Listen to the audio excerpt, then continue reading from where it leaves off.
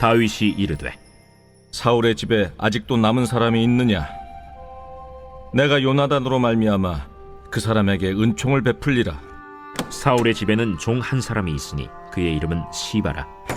그를 다윗의 앞으로 부르매 왕이 그에게 말하되 내가 시바냐? 당신의 종이니이다. 사울의 집에 아직도 남은 사람이 없느냐? 내가 그 사람에게 하나님의 은총을 베풀고자 하노라. 요나단의 아들 하나가 있는데 다리 저는 자니이다. 그가 어디 있느냐? 로드발 암미엘의 아들 마길의 집에 있나이다. 하니라.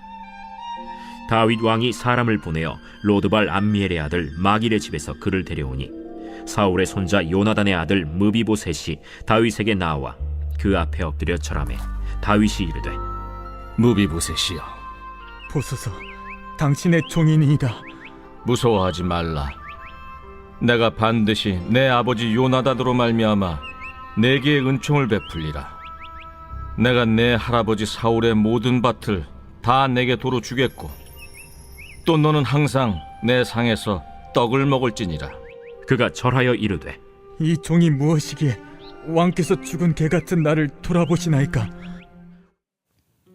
할렐루야. 선하신 주님의 이름을 찬양합니다. 높으신 하나님 앞에 우리 감사와 찬양과 영광의 큰 박수 올려드리겠습니다. 오늘 예배의 주인 되신 주님의 이름을 찬양합니다. 주님으로 영광을 받아 주시옵소서. 할렐루야. 여러분, 이번 주에 굉장히 놀라운 승리의 소식이 있었는데요. 그 월드컵 결정골이 터졌을 때의 그 환호와 그 뜨거운 가슴을 저도 기억합니다. 네, 우리 하나님 앞에 영광을 올려드릴 때 그 월드컵 한 골보다도 귀하신 하나님 앞에 우리 정말 최고의 환호와 영광의 박수를 올려드리기를 원하면 여러분 준비되셨나요? 우리 다시 한번 우리 영광스러운 하나님 앞에 우리 다시 한번 감사와 찬양과 영광의 큰 박수 올려드리겠습니다. 높으신 주님을 찬양합니다. 영화롭고 아름다우신 주님의 이름을 송축합니다. 할렐루야, 할렐루야.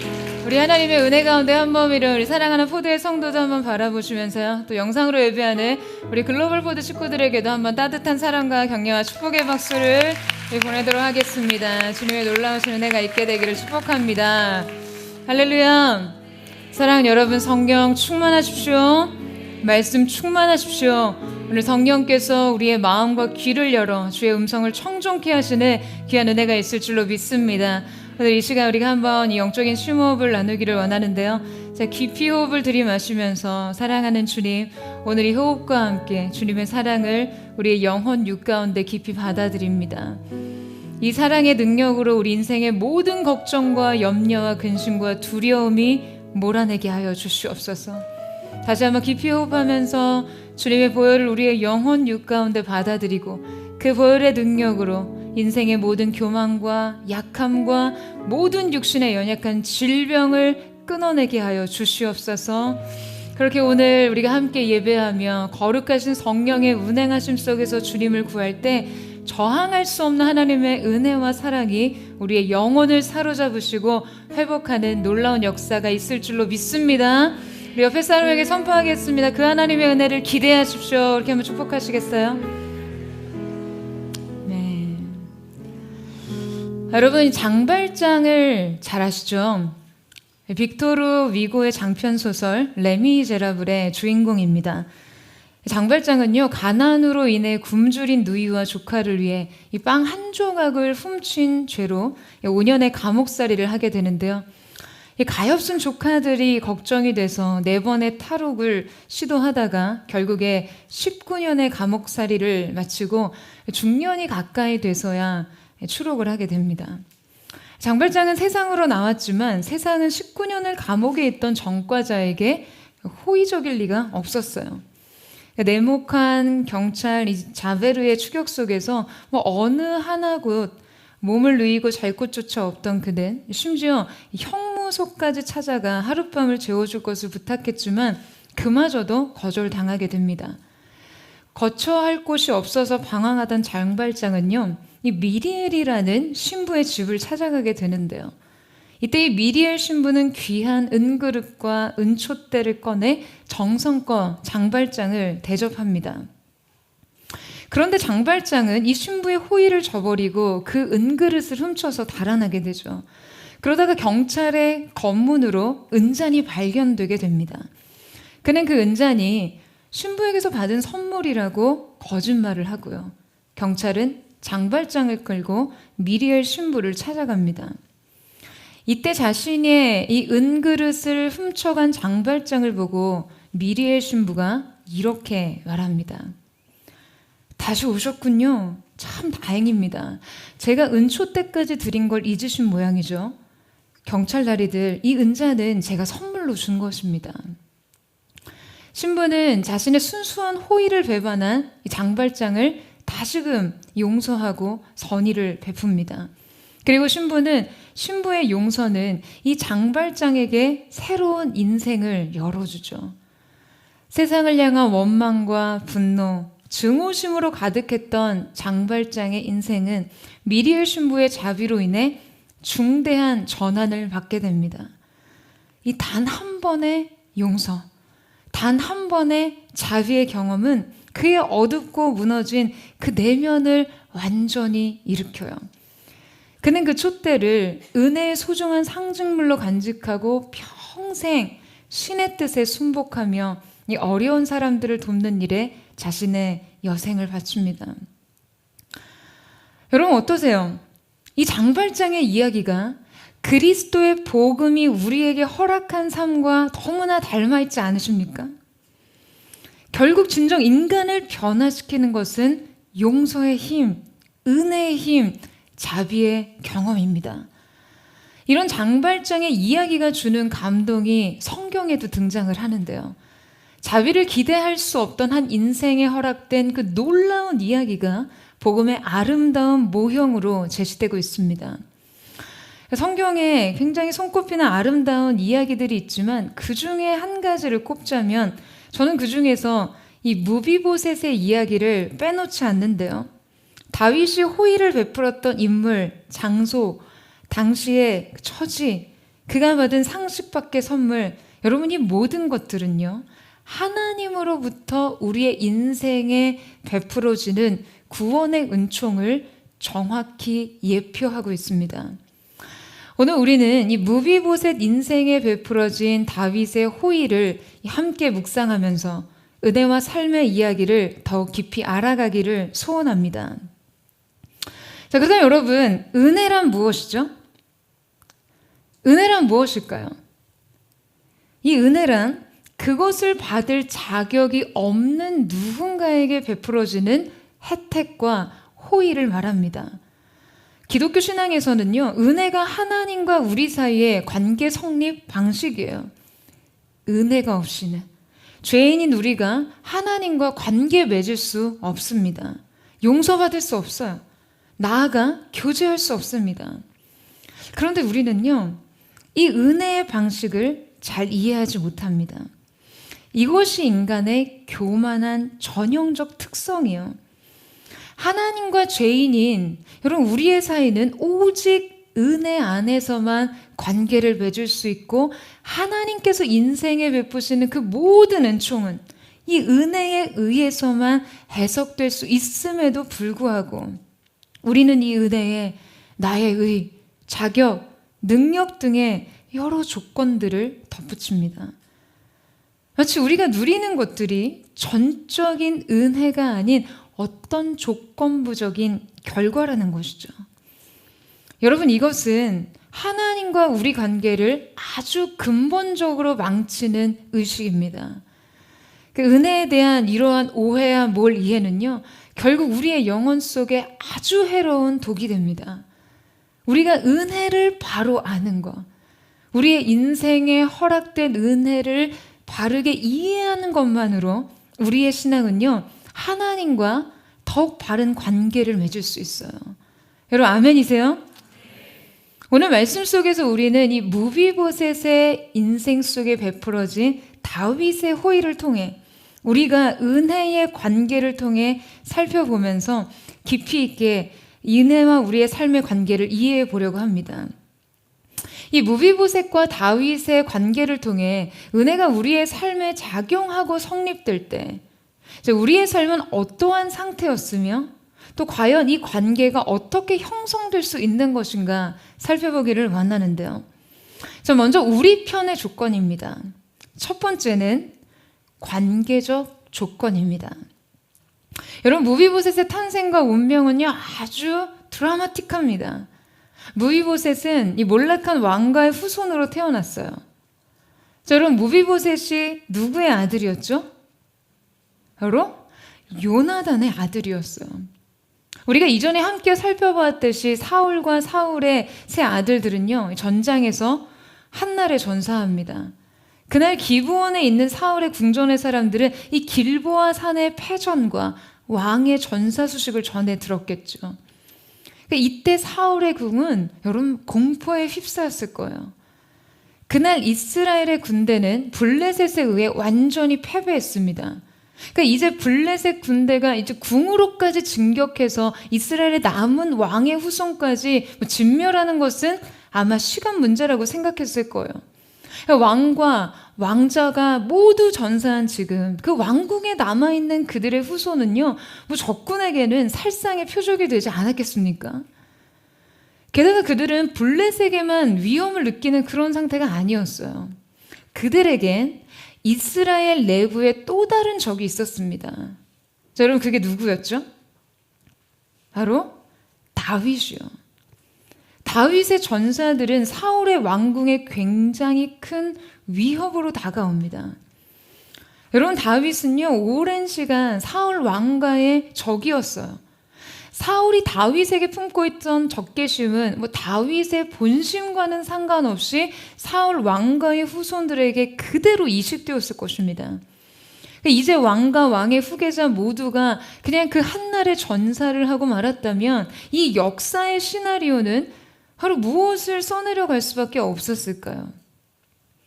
그들은 곧바로 이스라엘의 적군이던 블레셋에 의한 완전한 정복이나 다윗의 왕조의 재편을 예측할 수밖에 없었습니다. 그렇다면 이 두 가지 중 어느 하나가 실현되더라도 사울 왕의 후손들은요, 여러분 어떤 처지에 놓이게 되나요?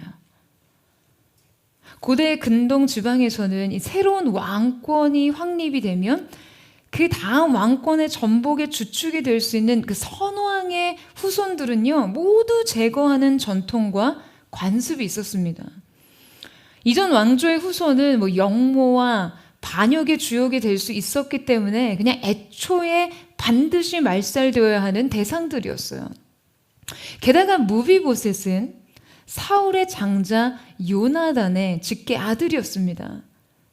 그러니까 블레셋 군대나 다윗의 군사들 모두가 지금 사울 왕궁에 남아있던 왕가의 후손들에게는요, 엄청난 두려움과 불안이었던 것이죠. 여러분, 무비보셋은 아주 드라마틱한 관계의 조건 속에서 태어났습니다. 그는 누군가의 손자라는 이유만으로 이 격변하는 정치적 소용돌이 속에서 가장 먼저 살생부에 이름을 올린 사람이었어요. 살생부에 적힌 이름이 되었어요. 그는 누구의 아들이라는 이유만으로 이 권력의 다툼에서 가장 먼저 희생자가 되어야 했던 것이죠. 이 관계가 무비보셋의 타고난 운명이자 조건이었습니다. 여러분, 우리 또한 여러 관계적 조건 속에서 태어납니다. 우리 중 어느 누구도요, 누구의 아들로, 누구의 딸로 태어나는 것을 선택한 사람은 아무도 없어요. 이것은 우리에게 그냥 조건 지어진 것들이었습니다. 그러니까 우리의 운명과 우리의 인격과 인생의 내용은 각자가 처한 관계 안에서 쉽게 결정되고 말아요. 무비보셋의 처지가 자신의 의지와 선택과 상관없이 이 관계 안에서 결정될 수밖에 없었던 것처럼요.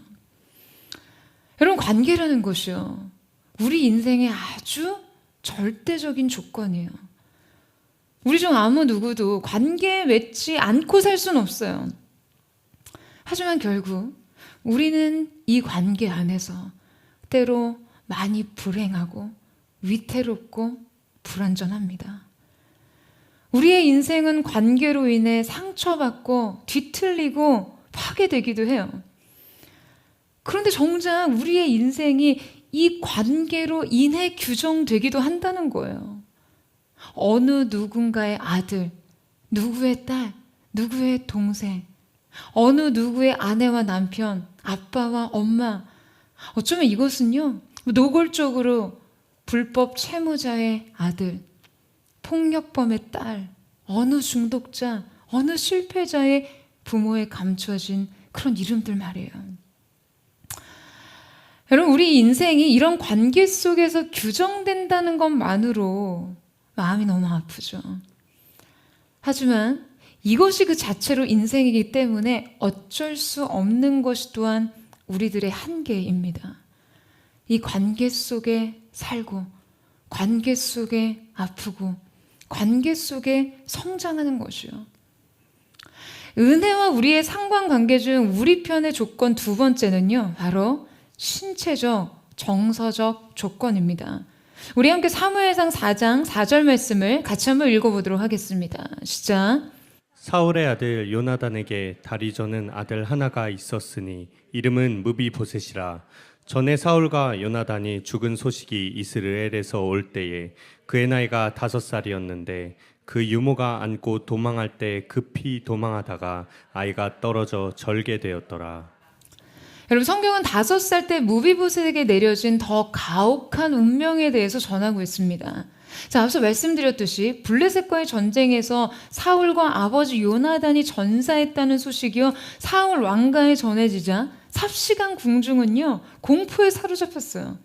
그때 적군의 왕족 살생을 두려워하던 이 유모가 이 어린 무비보셋을 안고 황급하게 도망을 가다가 그만 아이를 떨어뜨리고 말아요. 이때 그는 두 다리가 모두 부러졌고 이 왕가의 몰락과 은둔 생활로 인해서요, 제대로 된 치료를 받을 수 있는 기회마저도 잃어버린 채 이 두 발을 다 저는 절뚝발이가 되었습니다. 그렇게 그는 평생을 불구로 지내요. 이 장애는 그에게 자유를 완전히 빼앗아 버렸어요. 자신의 너무나 비참한 운명마저도 그냥 어느 누구에게 의존하지 않고서는 생존 자체가 불가능했던 것이 무비보셋의 조건이었습니다. 여러분, 게다가 무비보셋은요, 이 신분이 노출되면 언제든 죽음이 기다리고 있다는 그 두려움에 극단적인 은둔 생활로 20여 년을 살았어요. 그때 그는 그의 피신을 도왔던 유모와 같이 사울 왕과의 남은 호위 세력들에 의해 보호를 받고 있었을 거예요. 여러분, 저는 그 세력들이 무비보셋의 성장기 내내 끊임없이 다윗에 대한 엄청난 두려움과 증오, 분노와 한을 심어줬을 거라고 생각합니다. 그러니까 바로 이것이 무비보셋의 인생의 신체적 장애 이상의 심리적, 정신적 장애를 만들어냈을 거예요. 여러분, 이러한 조건들은 무비보셋뿐만 아니라 우리의 인생 역시 피해갈 수 없는 결정적인 것들이죠. 바로 우리의 신체적, 심리적 한계들 말이에요.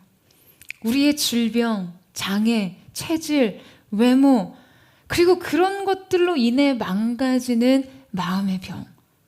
이것들 역시 우리의 인생의 결정적인 조건들입니다. 우리는 이것을 벗어날 수 없어서 때로 절망해요. 여러분, 어느 누가 질병을 원하고 장애를 원하고 아픔을 원하겠어요. 하지만 이 모든 것들이 우리가 선택할 수도 없고 벗어날 수도 없는 인생의 굴레와 같은 것이에요. 앞서 언급했듯이 성경에서 무비보셋은 하나님 앞에 인간을 예표하는 존재입니다. 그렇다면 이 두 다리를 모두 절었던 그의 이러한 이 신체적 한계는 여러분 무엇을 나타내고 있는 것일까요? 바로 은혜 앞에 먼저 움직일 수 없는 죄인의 처지를 나타내는 것이죠. 은혜 편에서 손을 내밀어 주지 않는 한, 은혜가 그를 일으켜 주지 않는 한, 그를 움직이게 하지 않는 한 자신 스스로 먼저 다가설 수 없는 존재, 그것이 바로 인간의 상태예요. 여러분, 우리도요, 먼저 은혜가 손을 내밀지 않으면 결코 이 자리에 올 수 없던 존재였습니다. 은혜가 먼저 여러분의 이름을 부르지 않았으면 여러분, 우리는요, 구원받지 못할 존재들이었어요. 하지만 우리의 삶을 은혜가 두드렸습니다. 여러분, 무비보셋은 인생이 시작하기도 전에 그냥 끝장이 나버린 것처럼, 꽃이 피기도 전에 짓밟혀 버린 것처럼, 열매를 맺기도 전에 그 뿌리가 뽑혀진 것처럼 그렇게 비참한 상태에 빠져 있었습니다. 고아였고, 장애가 있었고, 버려졌고, 잊혀졌어요. 무비보셋은 유일한 왕손이었음에도 불구하고 다윗의 왕조가 시작된 지 20년 정도가 흐른 시간까지도요, 역사 속에서 완전히 잊혀진 채 은둔자로 살아갑니다. 그런데 바로 이때 인생의 아주 불균형한 힘이 그에게 다가옵니다. 이것은 이치에 맞지 않는 접근이었어요. 상식에 맞지 않는 두드림이었습니다. 어느 날 다윗의 정부에는요, 엄중한 명령이 떨어집니다. 다윗이 내린 명령이었어요.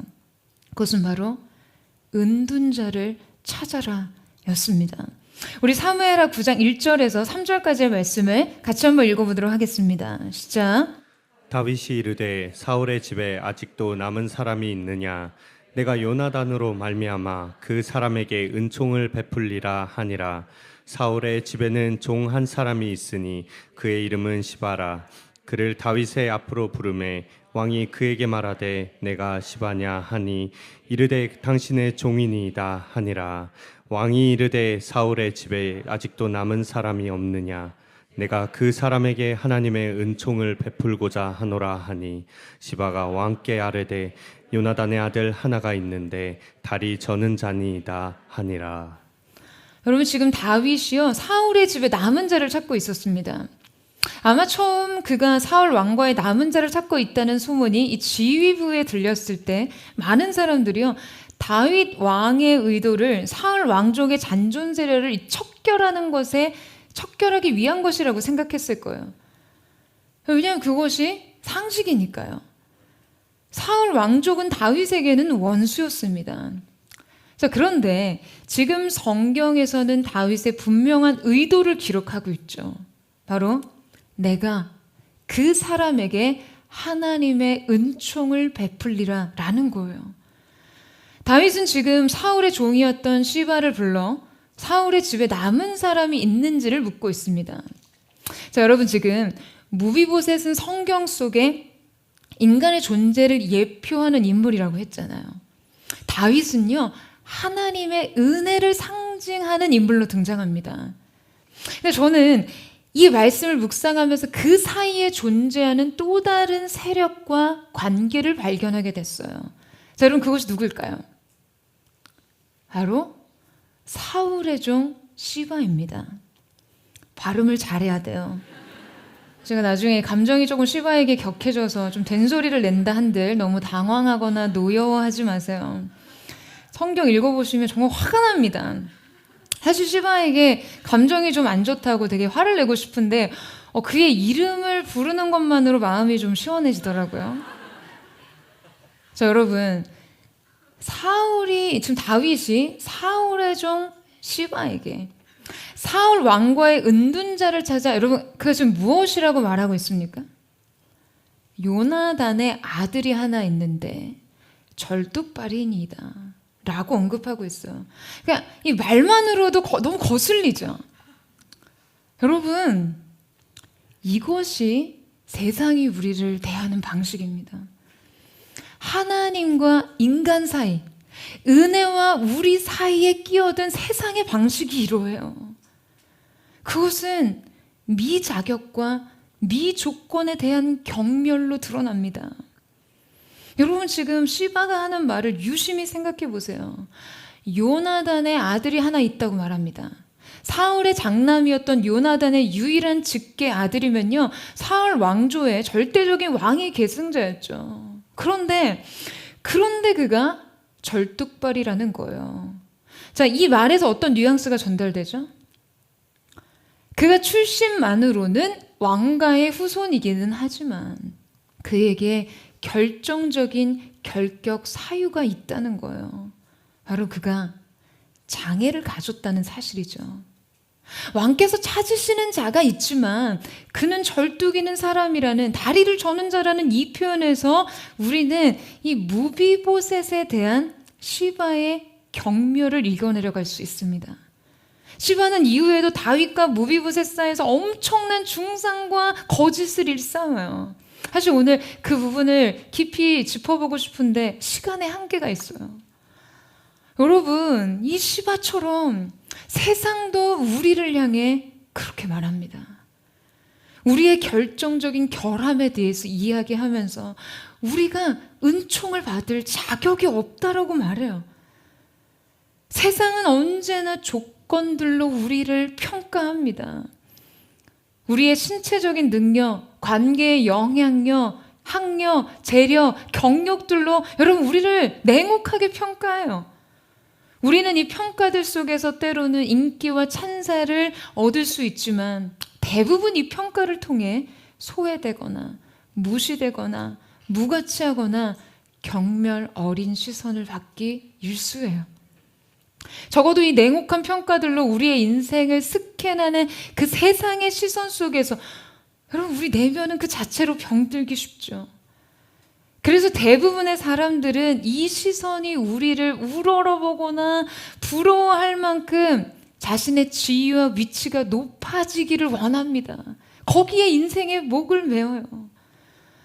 여러분, 이 의식과 평가는요, 우리의 내면 속에서도 굉장히 많이 잠재되어 있습니다.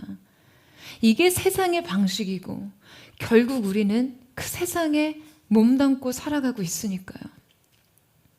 여러분, 아이들이 굉장히 순수하잖아요. 아이들은 이 어른들의 반응을 그대로 스펀지처럼 흡수하면서 성장합니다.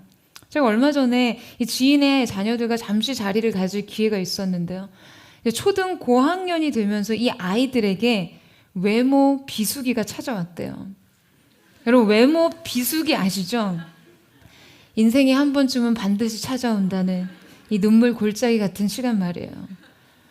그냥 아주 잠깐 같이 앉아 있었는데 엄마랑 엄마 친구들이 그냥 그 아이를 이렇게 바라보면서 이야기만 나눴는데요. 그 시선을 의식하던 아이가 대뜸한다는 소리가, 왜요? 제가 그렇게 못생겼어요? 이러는 거예요. 저는 처음에 농담인 줄 알았어요. 아니, 초등학교 5학년 아이가 뭐 이 정도로 자격지심이 있을 일이 뭐가 있겠어요. 그런데 그러고선 그 친구의 이제 동생이 우걱우걱 이렇게 빵을 먹다가 다시 엄마랑 엄마 친구들이랑 눈이 딱 마주치니까 다시 대뜸한다는 소리가요. 알았어요. 그만 먹을게요. 인 거예요. 그리고 급기야 이모 한 명이 이 아이의 팔뚝을 꼬집듯이 이렇게 만지작 부리니까 갑자기 하고 울음이 터지는 거예요. 최근에 이 아이가 살이 많이 쪄서 보는 사람마다 우리 누구누구 포동포동해졌네, 살쪘네 하면서 살이 오른 곳을 이렇게 만지고 그랬나 봐요. 초등학교 1학년밖에 안 된 아이가 최근에 늘어난 체중 때문에 스트레스를 받았던 거죠. 그래서 그 포동포동해진 팔뚝에 닿은 여러분 그 터치만으로 서러웠던 거예요. 아이들이 이러한 외모에 대한 평가 자체만으로 내심 그 내면 안에서 좌절감을 느끼고 있었던 것 아닐까. 여러분, 그러니까 자신을 향한 어느 누구의 의도 없는 시선만으로도 이것이 자기 외모에 대한 평가나 비난 혹은 제재로 느껴졌던 것이죠. 여러분, 저는 이 모습을 보면서요, 내면이 힘들 때는 이유 없는 시선만으로도 아플 수 있다라는 것을 느꼈어요. 그냥 이 시선만으로 우리는 아픔을 느끼고 압력을 느끼고 좌절을 느낍니다. 어린 아이들조차 말이에요. 여러분, 대한민국 가장들이 돈벌이가 시원찮으며 집에 들어가기가 그렇게 싫다고 해요. 가족들 앞에 서는 게 두려운 거예요. 경제적 무능이 자기의 존재를 너무나 초라하게 만드는 것이죠. 그러니까 생산성이 존재 가치가 되어버린 이 시대의 의식이 그냥 그대로 내면에 이식화된 것이에요. 의식화된 것이에요. 여러분, 우리가 내재화된 이 의식으로 하나님과 자신과의 관계를 들여다보고 해석하면요, 믿음의 큰 오류를 범하게 됩니다.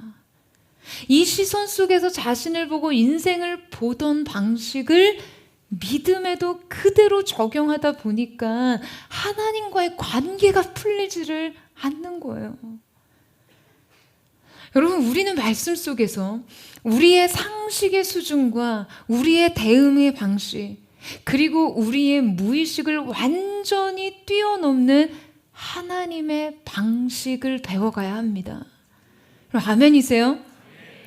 이제 우리는 무비보셋에 대한 다윗의 처신을 통해 하나님께서 우리의 인생을 어떻게 대하시는가, 그 은혜의 방식을 읽어 내려갈 수 있는데요.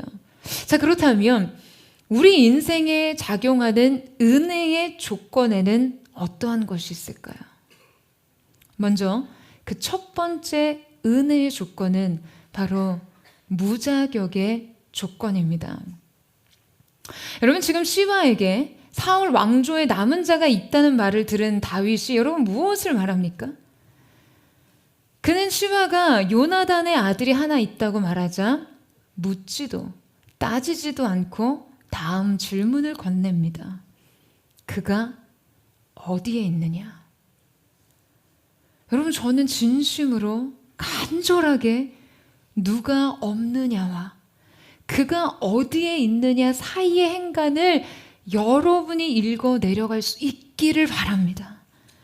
이 행간 사이의 의미를 여러분, 우리의 인생이 진정 온전히 이해할 수 있다면요, 자존감의 회복이 무슨 의미가 있습니까?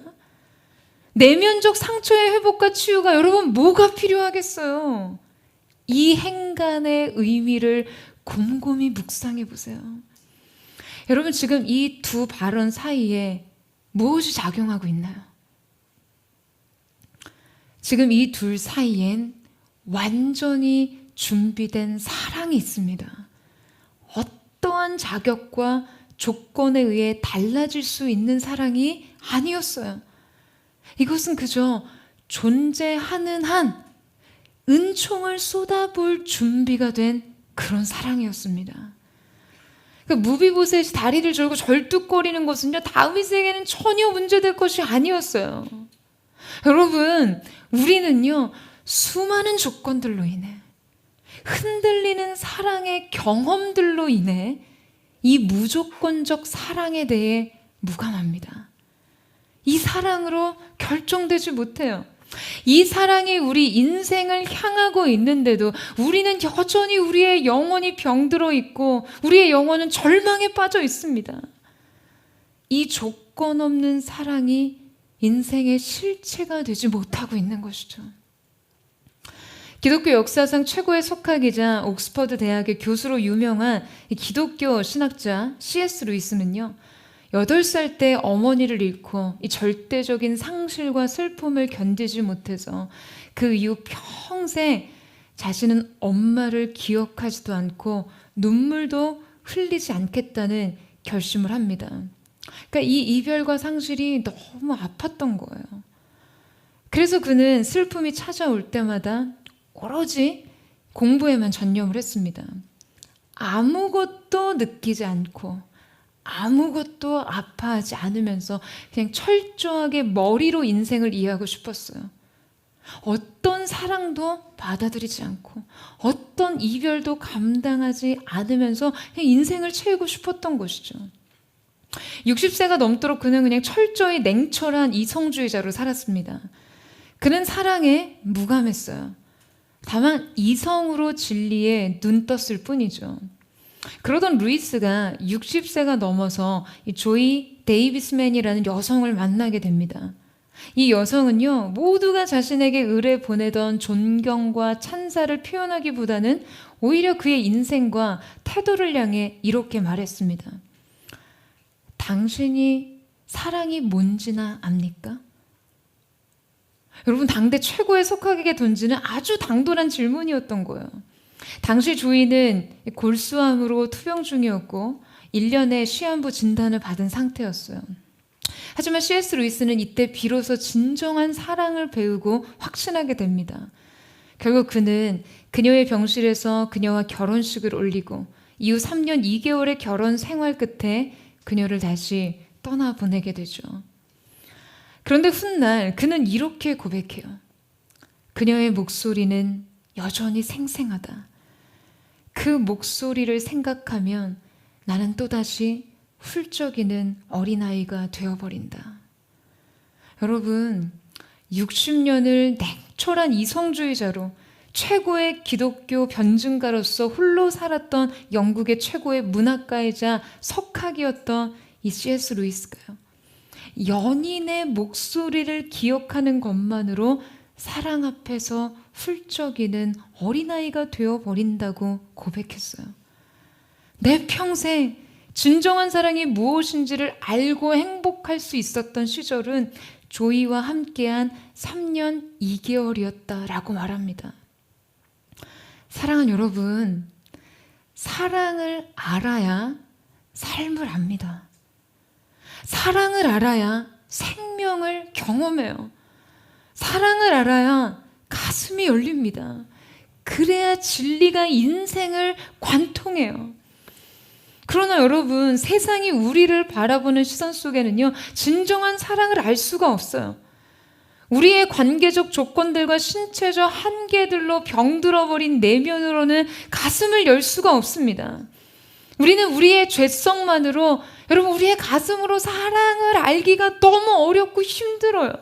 여러분, 그럴 때마다 이 한 줄을 한번 묵상해 보세요. 그가 어디 있느냐? 하나님은 그분의 사랑의 대상을 찾으세요. 은총의 대상을 추적하십니다. 여러분, 하나님 앞에서 우리의 인생이 정죄감에 빠지거나 영적인 좌절을 느낄 때, 또 세상 속에서 우리의 자격과 조건들로 아프고 힘들 때, 그때 누가 없느냐와 그가 어디에 있느냐, 여러분이 행간을 묵상하세요. 이 은혜의 무조건적 수용을 기억하시기를 축복합니다. 오늘도 여러분을 향해 내가 너를 사랑한다, 내가 너에게 은혜 베풀기를 원한다라고 말씀하시는 이 전능자의 무한한 사랑을 기억하는 은혜가 있게 되기를 주님의 이름으로 축원합니다. 따지도 묻지도 않는 하나님의 완전한 사랑, 무조건적인 사랑을, 그 은혜를 경험하게 되는 저와 여러분 되시기를 주님의 이름으로 축원합니다. 은혜의 조건 두 번째는 바로 약속에 근거한 조건입니다. 이 다윗이 은총을 베풀기 원한다라고 말할 때 1절과 3절에 표현된 은총이라는 단어는요, 히브리어로 헤세드, 언약적 불변의 사랑이라는 의미를 가지고 있는데요. 그래서 지금 성경은 다윗이 무비보셋에게 베풀기 원하던 은총에 빗대어 이 하나님의 은혜를 표현하고 싶었던 거예요. 성경은 이 사랑을 3번이나 연거푸 헤세드라고 표현합니다. 그가 누구이든 어떤 조건의 사람이든 무엇을 하든 이 준비된 헤세드로 인해 그의 존재는 곧바로 은혜와 연결될 수 있었던 것이죠.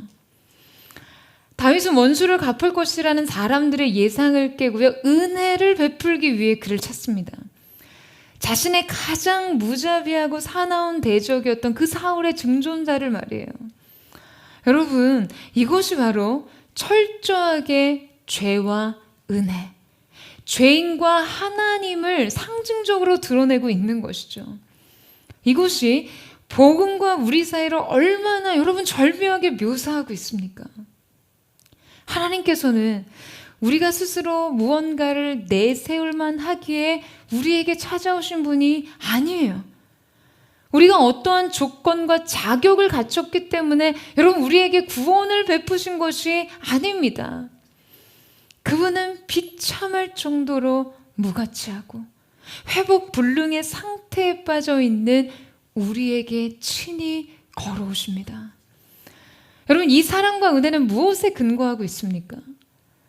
자, 우리 사무엘상 20장 15절 말씀을 다 같이 함께 읽도록 하겠습니다. 시작. 여호와께서 너 다윗의 대적들을 지면에서 다 끊어버리신 때에도 너는 내 인자함을 내 집에서 영원히 끊어버리지 말라 하고 다윗에 대한 요나단의 사랑이 그를 다시 맹세하게 하였으니 이는 자기 생명을 사랑함 같이 그를 사랑함이었더라. 여러분, 그 사랑은 바로 요나단에 의한 것이었어요. 요나단과 다윗이 맺은 언약 때문이었죠. 다윗은 요나단과의 약속을 기억했어요. 사울 집안의 생존자가 다윗의 호의를 얻을 만한 어떠한 이유가 남아있지 않음에도, 그럼 오히려 이 적대적인 정치 관계 속에서는 원한과 보복에 의한 칼부림만이 남아있을 법함에도 다윗은 요나단과 자신 사이에 존재하던 약속에 의거해 한 사람을 찾아냅니다. 여러분, 이것이 바로 하나님과 죄인 사이를 이어주는 십자가로 인한 언약적 사랑의 예표인 것이죠. 우리의 중재자이신 예수 그리스도로 인해 베풀어진 은혜 말이에요. 여러분, 하나님께서는 우리가 어떠한 조건에 있든지 그 어떤 조건과 무관하게 이 십자가를 기억하셔서 우리의 인생을 찾으십니다. 결국 우리의 삶은 그저 예수님 때문에, 그 십자가에 의해서 하나님 앞에 설 수 있는 것이에요. 여러분, 지금 무비보셋이 어디에 있었죠? 그가 처해 있던 지명을 통해 성경은요, 죄인들의 현 주소를 드러내고 있습니다. 성경은 지금 그가 로드발에 거하고 있다라고 말해요. 히브리어로 로는 아니다 라는 의미고요. 드발은 목초지 혹은 만족이라는 의미입니다. 그러니까 이 로드발은요, 목초지가 아닌 메마른 땅, 만족이 없는 땅이라는 의미를 가지고 있어요. 이 지역은 서편 땅으로 도망자들과 소외된 사람들이 자주 은둔 생활을 하기 위해 찾는 장소였어요. 이 황량하고 황무지에 그 땅에서 오랜 시간 이름 없는 사람처럼 자신의 존재를 지울 수밖에 없던 무비보셋. 여러분, 이것이 바로 죄인의 현 주소와 현 상태인 것이죠. 바로 그 만족이 없는 땅에 어느 날 왕의 사신들이 나타납니다. 자, 우리 사무엘하 9장 5절에서 6절 말씀을 함께 보겠습니다. 시작. 다윗 왕이 사람을 보내어 로드발 암미엘의 아들 마길의 집에서 그를 데려오니 사울의 손자 요나단의 아들 무비보셋이 다윗에게 나와 그 앞에 엎드려 절하매 다윗이 이르되 무비보셋이여 하니 그가 이르기를 보소서 당신의 종이니이다. 여러분, 왕이 보낸 사신이 마길의 집에 은둔하던 무비보셋에게 나타났습니다. 여러분, 어쩌면 이 무비보셋의 입장에서는요, 평생 가장 두려워하던 일이 벌어진 거예요. 그의 평생에 가장 일어나지 않았으면 하고 바라던 일이 여러분 무엇이겠어요? 그는 딱히 소망할 것도 기대할 것도 없는 삶을 살았지만 적어도 이것만큼은 피할 수 있다면, 이 일만큼은 일어나지 않는다면 그나마 다행이라고 여겼던 유일한 일이 바로 왕의 사신이 자신의 집에 문을 두드리는 일 아니었겠습니까? 어느 날 예사롭지 않게 멀리서 말발굽 소리가 들려요. 곧이어 자신의 집 문을 두드리는 소리가 들려옵니다. 문을 열고 보니 왕의 전령이 그에게 한 소식을 전해요. 왕께서 너를 찾으신다. 여러분, 한번 상상해 보세요. 한번 생각해 보세요. 여러분, 이 순간 무비보셋은 무슨 생각을 했겠어요? 뻔하죠. 그냥 틀림없이 그렇게 생각했을 거예요. 이제 망했다. 난 죽었구나. 자기 할아버지의 피 맺힌 원수의 숙적이었던 다윗이 새로운 군주가 된 마당에 그 앞에선 자신의 운명에는 여러분 너무나 뻔한 것 아니겠습니까? 아마 다윗 왕 앞에 서기까지 무비보셋은요, 자신의 이 비참한 운명을 끊임없이 한탄하며 원망하며 비탄에 빠져 있었을 거예요. 그런데 그가 예루살렘에 들어가 다윗 왕 앞에 섰습니다. 그러자 어떤 일이 일어났죠? 다윗 왕이 그의 이름을 불러요. 무비보셋이요. 여러분, 아니 죽일 거면 이름은 왜 부르겠어요? 지금 다윗은 친히 그의 이름을 소리내어 부르고 있어요. 무비보셋이요. 히브리 관습에서는요, 여러분이 이름을 부른다는 것은 상대에 대한 이 호의와 존중을 드러내는 것을 의미합니다. 지금 이것은 다윗이 약속과 은총 안에서 무비보셋의 존재를 재발견하는 순간인 것이죠. 여러분, 무비보셋의 이름은요, 원래 지독한 치욕이라는 뜻을 가지고 있습니다. 하지만 다윗이 그의 이름을 부른 한 그의 인생의 정체성은 이 부름 안에서 다시 시작될 수 있는 것이죠. 바로 왕의 은혜를 입는 자, 왕의 선택을 입은 자로서 말이에요. 이때 다윗은 무비보셋에게 이제 3가지 약속을 제시합니다. 7절 말씀 보시겠어요? 다윗이 가로되 무서워 말라. 내가 반드시 내 아비 요나단을 인하여 내게 은총을 베풀리라. 내가 내 조부 사울의 밭을 다 내게 도로 주겠고 또 너는 항상 내 상에서 먹을지니라. 여러분, 지금 다윗의 명령 속에 다윗과 무비보셋 사이에 체결된 3가지 조항이 있습니다. 자, 그게 뭘까요? 첫째, 무비보셋이 더 이상 두려워하지 않아도 된다는 것이었어요. 그는 더 이상 다윗과 숙적 관계가 아니었습니다. 이 관계의 변화로 인해 그는 안전을 취할 수 있었어요.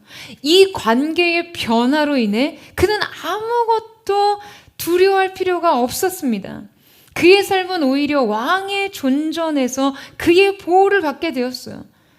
이 약속 아래 거할 때 그는 평안을 누릴 수 있었습니다. 이것이 그가 누리는 첫 번째 특권이었어요. 사랑하는 여러분, 이것이요, 바로 은혜가 머무는 삶의 첫 번째 변화입니다. 우리가 은혜 아래 있을 때 여러분, 우리는 결코 두려워하지 않을 수 있습니다. 여러분, 이 사실을 믿으세요?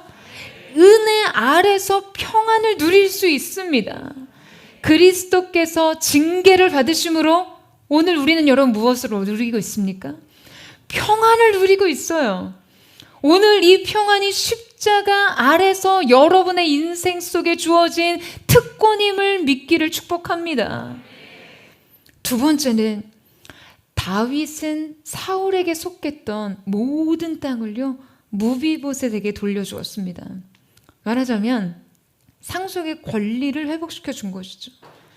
그는 본래 자기에게 속해 있던 모든 허락된 권리를 잃었으나 이 은혜 아래에서 새로운 상속자가 됩니다. 왕자의 권리를 회복한 것이에요. 여러분, 무비보셋은요, 기대조차 하지 않았어요. 할아버지와 아버지로 인해 죽임을 당하지 않으면 다행이었겠죠. 그런데 그에게 약속 아래에서 새로운 권리가 주어집니다. 은혜 아래 있지 않을 때 모든 것을 잃어버렸지만 은혜 아래에서 모든 권리는 회복되었습니다. 여러분, 다윗이 그저요, 무비보셋에게 어떤 연민과 동정을 보낸 것이 아니었어요. 그의 모든 실제적인 권한과 권세를 회복시키고 재산을 돌려주었습니다. 이 사랑은 충실한 내용을 갖추고 있었어요. 여러분, 우리도 하나님께서 그리스도 예수의 십자가의 사랑 안에서 우리의 인생에 잃어버렸던 모든 권리를 회복시켜 주십니다. 여러분, 이 사실을 믿으세요? 이 사실을 믿는 은혜가 있게 되기를 축복합니다. 그 은혜 아래서 모든 것을 회복하게 하세요. 하나님의 나라와 그 영광을 유업으로 얻을 수 있는 자녀된 자의 권세, 그 권리를 말이에요. 저는 오늘 우리가 함께 예배하는 이 시간, 십자가의 그늘 아래서 여러분 인생에 잃어버린 모든 것들을 다시 회복하는, 되찾는 상속자의 은총의 특권이 주어지기를 주님의 이름으로 축원합니다. 세 번째, 다윗은 지속적인 친밀한 교제를 약속합니다. 여러분, 그에게는요, 항상 왕의 식탁에서 먹을 수 있는 권한이 주어져요. 이 은혜는요, 언제나 매일과 같이 계속해서 반복되던 은혜였어요. 그는 이 식탁권 아래서 다윗과 지속적인 관계와 교제를 맺을 수 있었습니다. 놀라운 축복과 특권이었죠. 어느 것보다도 그의 남은 삶은 이 하나로 행복을 누리기에 충분했습니다. 여러분, 우리 인생에도요, 하나님께서 우리에게 베푸신 은혜로 인해서 이 세 가지의 축복과 특권이 세워집니다. 두려움 없는 삶, 더 이상 두려워하지 않아도 되는 삶, 구원의 상속, 영광의 기업의 상속, 그리고 하나님과의 새로운 관계 속에 누리게 되는 지속적인 친밀한 교제. 여러분 삶의 이 세 가지는요, 엄청난 특권이자 축복이에요. 여러분, 오늘 이 세 가지 특권이 저는 이 예배를 통해 회복되기를 축원합니다. 여러분이 놀라운 은혜 앞에 무비보셋의 고백을 보세요. 이 순간 무비보셋이 여러분 어떤 감정을 느꼈을지 상상이 되시나요? 그가 어떠한 마음을 느꼈을지 상상이 되세요? 그의 목을 내리칠 칼을 예상하고 있다가요, 그는 다윗 왕으로부터 이런 믿을 수 없는 말을 들은 것이죠. 그때 무비보셋은 이렇게 고백합니다. 무비보셋은 절을 하며 말했습니다. 이 종이 무엇이라고 죽은 개나 다름없는 저를 그렇게 생각해 주십니까? 여러분, 정말 눈물 나는 고백이죠. 그는 왕 앞에 절하며 완전히 엎드려져 있었어요. 그리고 고백하는 거예요. 이 종이 무엇이라고 죽은 개나 다름없는 저를 그렇게 생각해 주십니까? 여러분, 이것이 바로 하나님 앞에 선 죄인의 마땅한 반응입니다. 죽은 개나 다름없는 자의식이 우리의 겸손의 최소치가 되어야 해요. 여러분, 이것이 바로 예배입니다. 은혜를 은혜로 인식하는, 자기의 존재를 은혜에 비춰서 바라보게 되는 여러분, 이 반응이요, 은혜에 대한 필연적인 반응 말입니다. 저는 오늘 우리가 하나님 앞에서 그렇게 엎드려져서 고백할 수 있기를 원합니다. 주님, 이 종이 무엇이라고 죽은 개나 다름없는 저를 이렇게 생각해 주십니까? 그 말할 수 없는 넘치는 감사와 사랑이 주님 앞에 예배로 드려지는 거룩한 은혜가 있게 되기를 주님의 이름으로 축원합니다. 인생의 절망, 인생의 좌절, 인생에 더 이상 소망을 품을 수 없는 그 삶 속에서 그에게 전해진 이 새 소망의 소식으로 인해 이 믿음과 사랑과 은혜 안의 기쁨을 고백할 수밖에 없었던 무비보셋처럼, 여러분, 오늘 이 가운데도 하나님은 하나님의 은혜와 무조건적인 사랑을 베푸실 이 시대의 무비보셋을 찾고 계십니다. 바로 여러분을 그렇게 부르고 계세요. 오늘 우리 사랑하는 주님께서 여러분의 인생에 이름을 불러주실 때, 좌절된 인생, 고독하고 버려지고 잊혀진 것 같았던 인생, 절뚝거리며 인생의 한계를 짊어지고 살았던 무비보셋의 삶이 아닌 왕의 식탁에 초대를 받는 영예로운 새 이름의 무비보셋으로 여러분의 전 존재가 새로워질 줄로 믿습니다.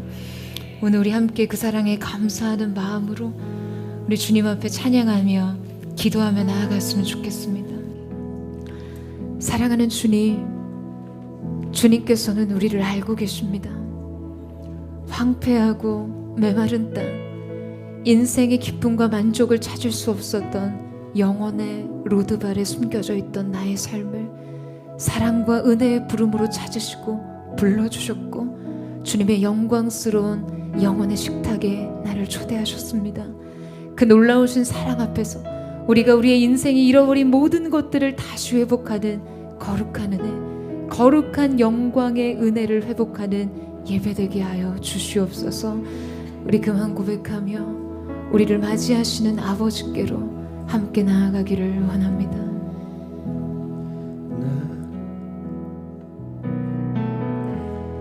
나를 지으신 주님, 내 안에 계셔.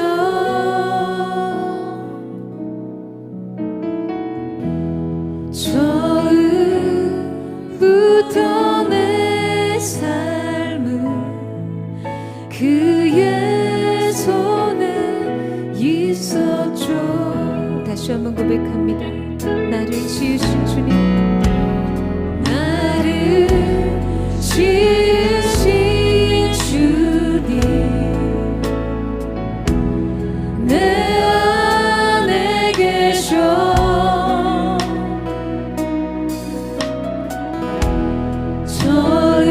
처음부터 내 삶은 그의 손에 있었죠.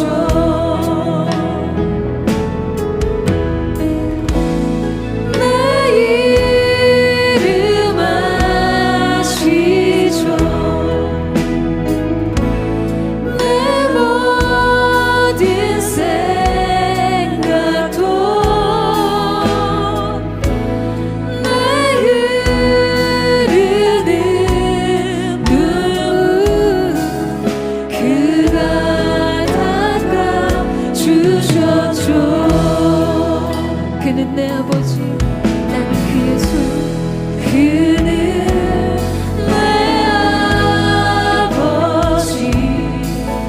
그는 내 아버지, 난 그의 소유. 내가 어딜 가든지, 내가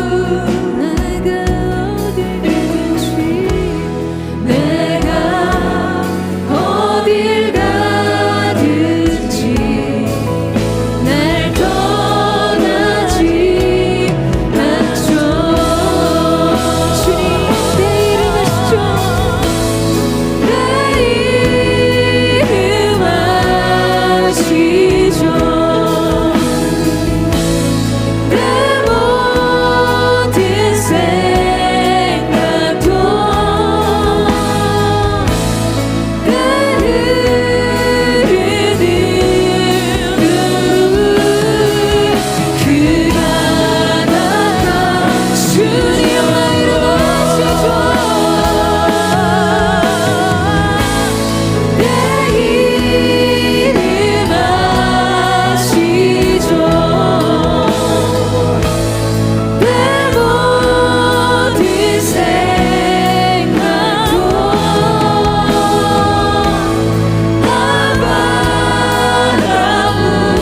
바라보네. 그가 다시 한번 고백하며 나아가기를 원합니다. 그는 내 아버지, 나는 그의 소유. 그는 내 아버지. 주님, 그렇습니다. 나는 주님의 소유. 난 그의 소유. 내가 어딜 가든지, 내가 어딜 가든지 날 떠나지 않죠.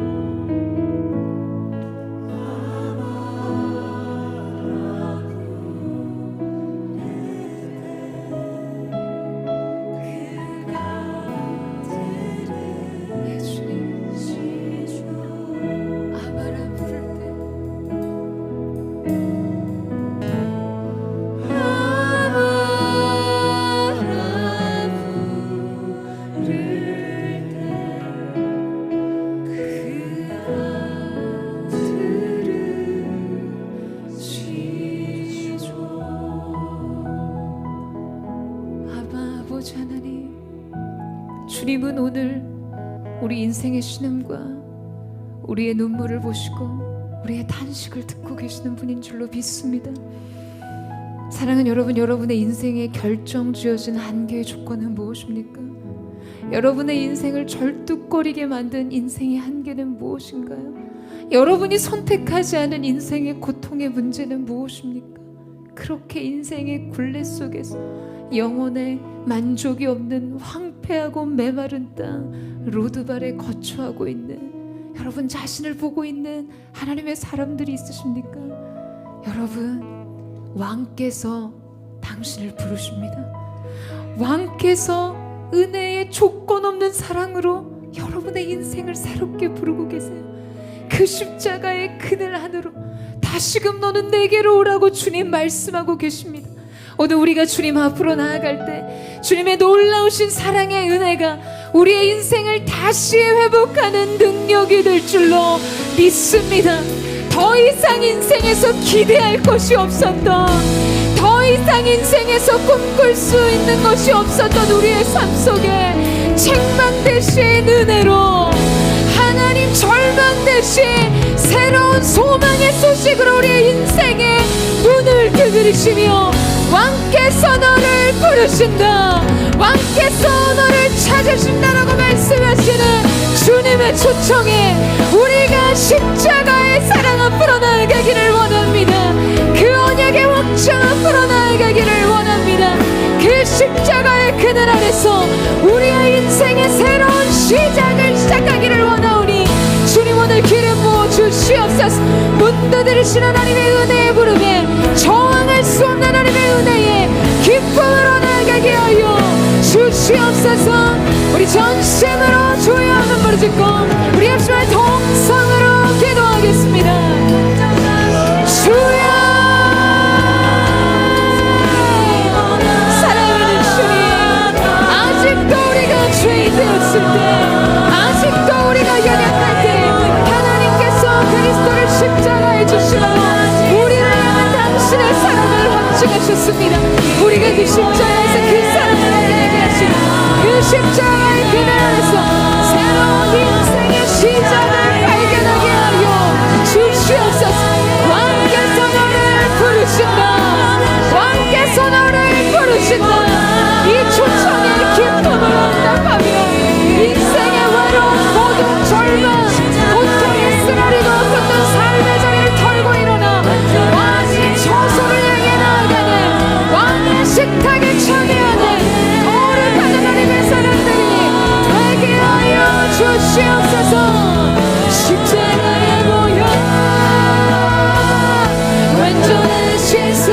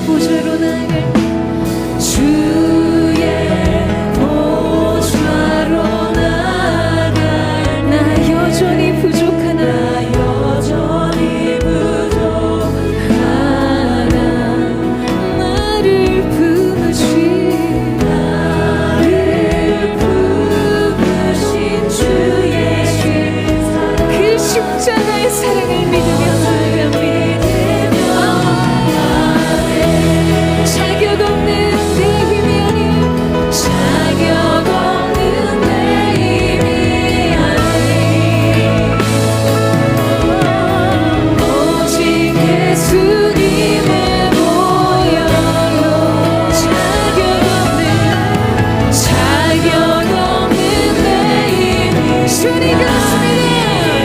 오직 예수님을 보여 놀라우신 은혜를 선포하는 되기를 원합니다. 십자가에 보여 완전하신 사랑 힘이 보다 십자가에 보여 십자가에 보여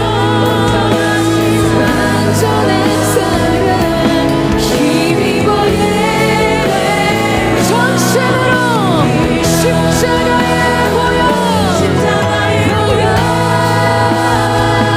완전한 사랑 힘이 보다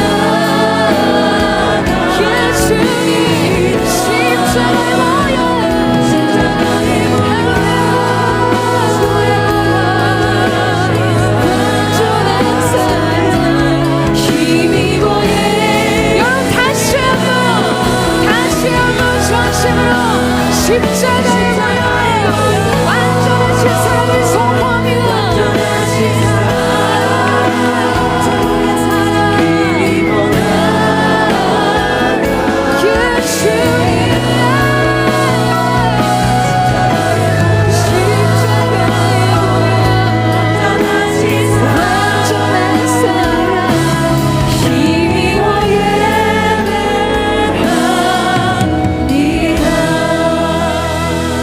십자가에 보여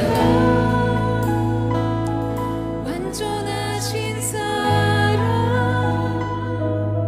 힘이 보나 주님 그렇습니다. 그 사랑의 힘이 그 십자가의 보혈의 힘이 보나 갑니다.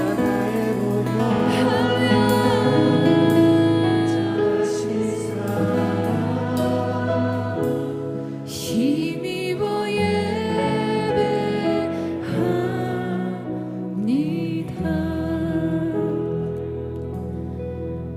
여러분 하나님의 놀라운 무조건적 사랑과 은혜가 우리 가운데 예비되었음을 믿으십니까? 그러나 여러분 또한 기억하셔야 돼요. 언제나 하나님의 은혜와 우리 사이에 끼어드는 시바의 존재와 같은 참소의 대상 거짓의 아비의 사단은요 밤낮 끊임없이 주님의 보좌를 향해 그들은 결코 주님의 은혜를 받을 수 없는 자격을 가진 자들이라고요. 그들에게 은혜를 베풀 수 있는 어떤 증거도 인생의 삶의 내용에서 찾아볼 수 없다고 참소합니다. 그 참소를 하나님도 들으시고 우리의 영혼도 들어요. 내면 속에서 그 참소가 일으킨 갈등, 세상이 여러분을 평가하는 그 시선 속에서 좌절된 마음, 사랑하는 여러분 그러나 기억하셔야 됩니다. 누가 없는가? 그가 어디에 있느냐? 이 행간에 숨겨진 헷세드의 사랑 말이에요. 헷세드의 사랑이요. 하나님께서 오늘 여러분에게 베푸실 은혜가 있다면 그것은 여러분으로부터 시작된 것이 아닙니다. 오늘 하나님께서 여러분의 베푸실 사랑과 축복이 있다면 그것은 결코 여러분에 인해서 가능한 것이 아닙니다. 예수 그리스도로 인해 그 십자가로 인해 하나님께서 자기 사랑을 확증하신 언약적 불변의 사랑으로 인해 오늘 여러분의 인생을 향한 하나님의 은혜와 축복이 결정되었음을 예수님의 이름으로 선포합니다. 누구도 빼앗을 수 없는 은혜, 누구도 가로챌 수 없는 하나님의 사랑이 오늘 여러분의 인생에 결정되었음을, 이 관계적 조건이 여러분의 삶에 다시 세울 것을 선포합니다. 오늘 이 사랑을 사모하는 마음으로 주님 내가 여기 있습니다. 나를 새롭게 하여 주시옵소서.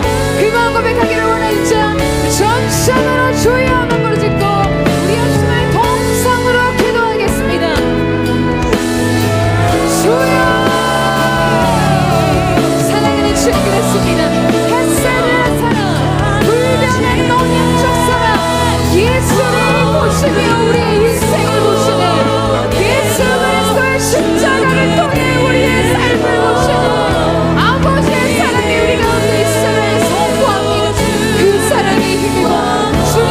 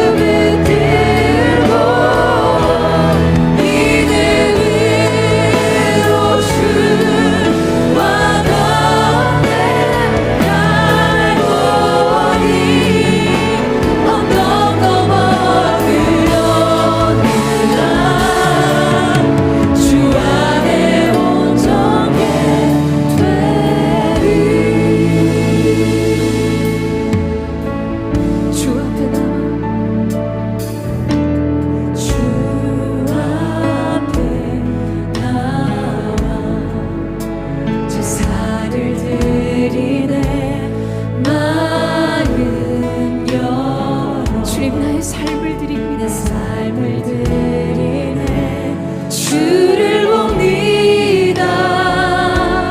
끝없는 사랑 날 회복시키네. 이제는 들어 주 보내. 그 능력 날 새롭게 해. 주님의 사랑 날 만지시니 내 모든 두려움 사라지네. 폭풍 속에도 춤을 들고 믿음으로 주와 건네. 갈보리 언덕 넘어 들어오리라. 주 안에 온전해. 이제 끝내는 주님을 바라봅니다. 드디어 주 보내. 그 능력 날 새롭게 주님의 오늘 그 사랑이 우리를 만지시고 우리 안에 모든 두려움이 사라졌음을 선포합니다. 폭풍 속에도 춤을 들고 믿음으로 주와 건네. 갈보리 언덕 넘어 들어오리라. 주 안에 온전해 되리. 이제는 들어 주 보내. 그 능력 날 새롭게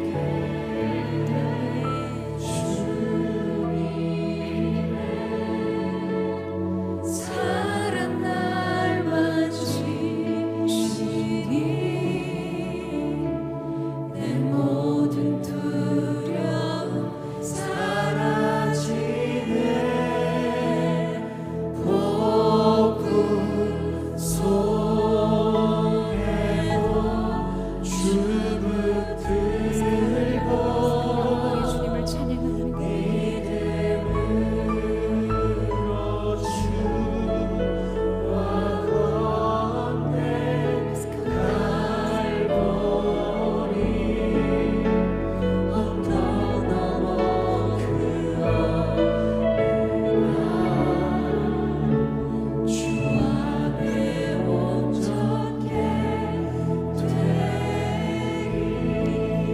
오늘 이 시간 주님께서 우리 가운데 말씀하십니다. 너에게 새로운 관계의 문이 열렸노라. 하나님과의 새로운 관계 속에서 오늘 여러분에게 하나님께서 세 가지의 특권과 축복을 허락하십니다. 인생의 모든 두려움, 여러분 두려워하지 않아도 될 이유를 우리가 가졌어요. 이 사실을 믿으십니까? 여러분의 인생을 지키시고 보호하시며 후대하시는 왕이 여러분과 함께 하십니다. 할렐루야. 잃어버린 인생의 모든 영혼의 유업을 기업으로 받을 수 있는 자녀된 자의 권세를 허락하셨습니다. 잃어버린 모든 것들이 회복되었음을 예수님의 이름으로 선포합니다. 영광의 기업을 유업으로 얻는 자들로 삼으신 주님을 찬양합니다. 매일이 새로운 관계 속에서 주님과의 관계를 누리며 왕의 식탁에 참여할 수 있는 특권, 그 특권을 주신 주님의 이름을 찬양합니다. 나의 왕 하나님을 찬양합니다. 오늘 이 시간 우리의 삶 속에 이 세 가지 축복을 선포하며 주님의 은혜에 감사하며 주여 한번 부르짖고 기도하겠습니다. 주여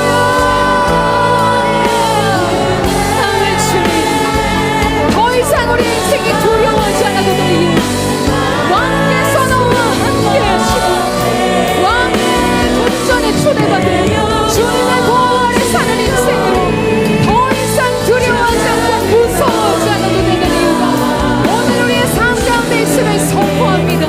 자녀된 자의 권세로 주님께서 다시 영광의 기업을 유업으로 받는 자, 그 권세와 그 권한을 내게 주셨다 말씀하시고 구하는 이마다 얻을 것이요 찾는 이마다 얻게 될 것이요 두드리는 자에게 열릴 것이라 말씀하시네.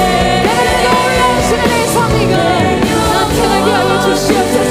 새로운 관계를 주신 주님, 아버지와의 새로운 관계 속으로 들어갑니다. 그 풍성하고 아름다운 새 관계 속으로 우리에게 원합니다. 주님, 오늘 이 시간 우리가 함께 고백하며 나아갈 때 주님의 사랑이 사슬되어 우리를 주님께로 이끌어 주시고 그 은혜에 동참하는 자들로 주 앞에 살게 하여 주시옵소서. 아멘. 주님, 오직 주의 사랑에 매여 내 영 기뻐 노래합니다. 이 소망의 언덕 기쁨의 땅에서 주께 사랑드립니다. 오직 주의 임재 안에 갇혀 오직 주의 임재 안에 갇혀 내 영이 주를 내 영 기뻐 찬양합니다. 이 소영의 언덕 거룩한 땅에서 우리 주님께 찬양 영광의 경배와 찬양을 드리기 원합니다. 주께서 주신 모든 은혜 나는 말할 수 없네. 내 영혼 즐거이 주 따르렵니다. 주께 상드림 주께서 주신 모든 은혜 나는 말할 수 없네. 내 영혼 즐거이 주 따르렵니다. 오늘 이 시간 거룩한 손을 높이 들고 우리 가운데 유일하신 주님을 향해 주께서 주신 모든 은혜 나는 말할 수 없네. 내 영혼 즐거이 주 따르렵니다. 주께 상드립니다. 주께 상드립니다. 주께 내 상드립니다.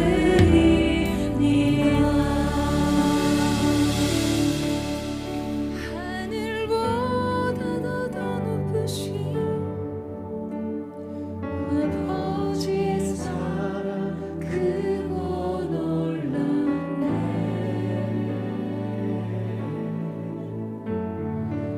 아버지 사랑 크고 놀랍네.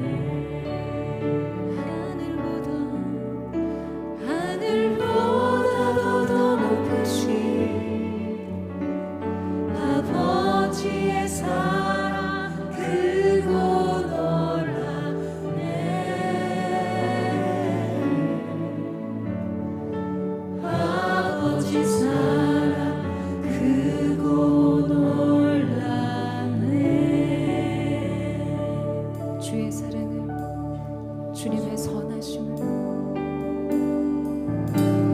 주의 사랑을, 주의 선하심을, 주의 은혜를 생각해 보라. 하늘보다도 더 높으신 아버지의 사랑 크고 놀랍네. 아버지 사랑 크고 놀랍네. 내 어찌 그 사랑이 주리, 내 어찌 그 사랑이 주리, 내 어찌 주의 긍휼이 주리. 내 영혼을 모든 소원 만족시키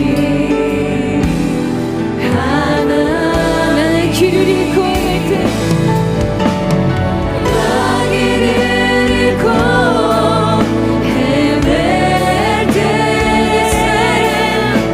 그 사랑 날 찾아 내셨네. 내 영혼을 모든 소원 만족시키 하나님. 주의 사랑을, 주의 선하심을, 주의 은혜를 생각해 보라. 하늘보다도 더 높으신 아버지의 사랑 크고 놀랍네. 아버지 사랑 크고 놀랍네. 하늘보다도 더 높으신 아버지의 사랑 크고 놀랍네.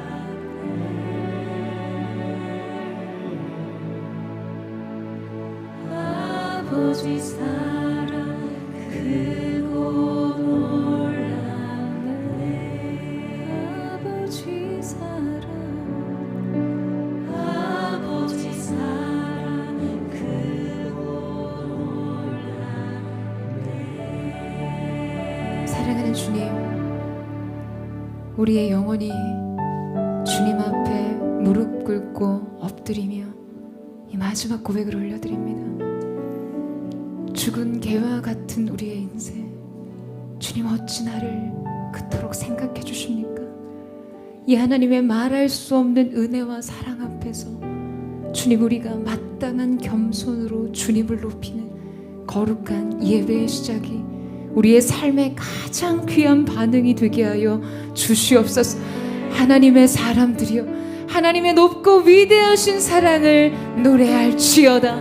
겸손으로 그분의 영광의 보좌를 높일지어다. 하나님이 홀로 높임을 받으시며 거룩하신 왕의 보좌 앞에 거룩하신 주님의 보좌를 높여 찬양할지어다. 우리의 왕 되신 주님을 찬양합니다. 주님 홀로 영광을 받아 주시옵소서. 십자가의 영광이 우리의 능력 되었음을 선포합니다. 주님 홀로 영광과 찬양을 받아 주시옵소서. 그렇게 우리 가운데 새날을 열어주신 주님의 이름을 찬양하며 감사드리며 살아계신 예수님의 이름으로 기도드립니다. 아멘. 오늘 우리 가운데 함께 하신 주님, 우리 영원하신 주님 앞에 우리 감사와 찬양과 영광의 큰 박수 올려드리며 나아가겠습니다.